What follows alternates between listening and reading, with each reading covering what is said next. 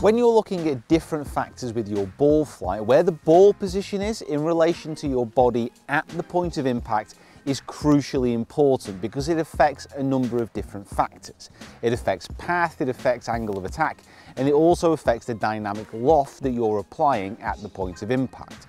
So I've got 5 balls here set up on the turf, and what I'm going to do is I'm going to get set up with a relatively wide stance as I'm demonstrating this with just the one club.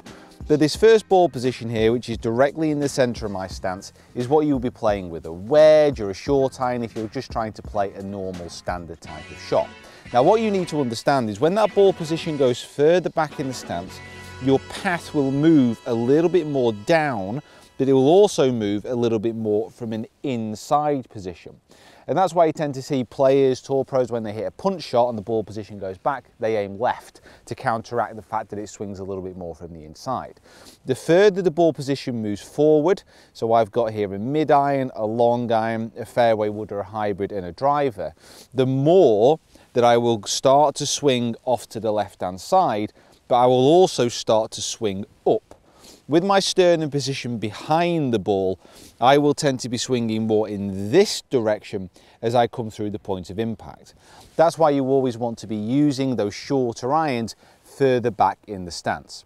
The other thing that the ball position really does affect when you come into the point of impact, as the angle of attack moves down, and if your hand stays ahead of the ball and that shaft is leaning towards the target, the dynamic loft will be affected.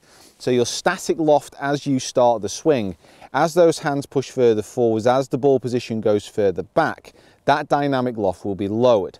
Therefore, the ball will come out a little bit lower. And if you use a full swing, you're going to take a big divot, but also send the ball that little bit further.